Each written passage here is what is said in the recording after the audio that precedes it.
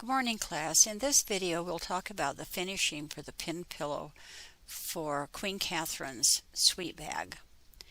This will be after you have finished all of your stitching, and if you turn to page 27, take your linen, which you have done your back stitch around, and then you cut it so that's 3/8 of an inch of seam allowance all the way around. So I'm going to trim this. So it's about 3/8 of an inch. After you have trimmed off the excess around the fabric for the pin pillow, you take a piece of the lining fabric and you cut it the same size as your linen. Then you fold in the seam allowance on the linen all the way around along that back stitched edge. You can pin these down if you want to. Then you take your lining piece and you want to fold that in so that's the same size as the finished linen. You can adjust this a little as you go along if necessary. So I've taken and folded that in. And as you're cutting your lining pieces, on the chart on page 3, I have allowed a little bit in between the pieces, but if you decide you want to, you can lay them just side by side. There doesn't need to be a seam allowance on page 3. It's the actual size that you're going to need. And it's folded along the back, finger press. Okay, right now this shows how I have gone ahead and I pinned my lining to the front around all 4 sides.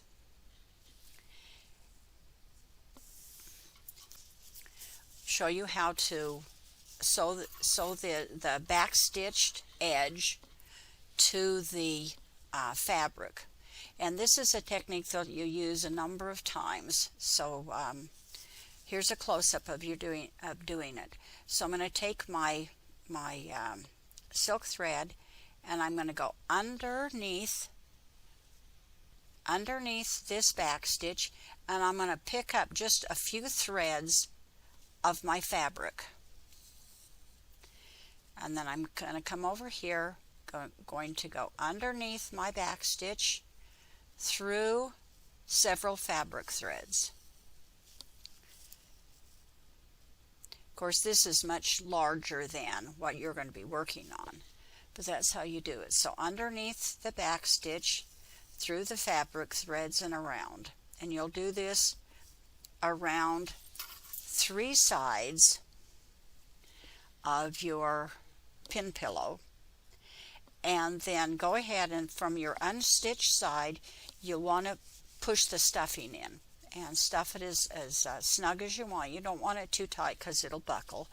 But you go ahead and stuff it with the loose fiber fill or batting.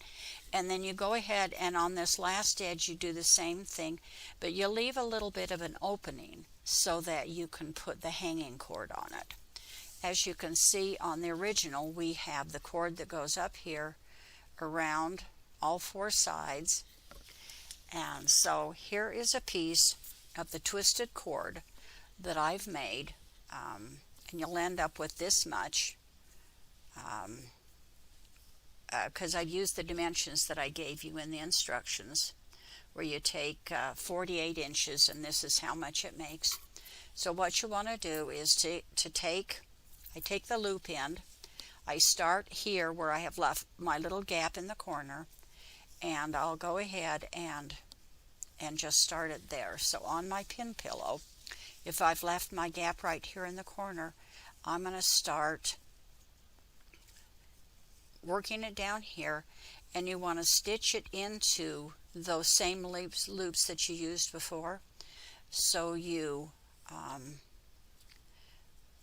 come down here, and to make the loop, I just made a little bit of a loop like this. There it is flat. And just whip stitched over that loop. Here, over the loop,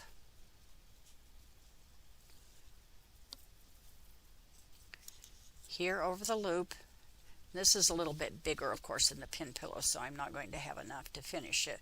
But when you get back to where you started, then you go ahead and take your loop, cut off the knot, whip stitch around this thread right here so that it won't unravel, tuck it down into the corner, and then whip around it. And so that's how you do the finishing on that. This is the final step of putting the cording around the pin pillow, but it's also a technique that you use on other parts of the Catherine's sweet bag. So I take and I fasten my thread in, and then I take my needle and I slide it between the two sides of the cord, and I pick up just a thread or two of the fabric and then the back stitch on the front, and then I pull it snug, and this allows that thread to sink in between the layers of the twist. So this one go through here.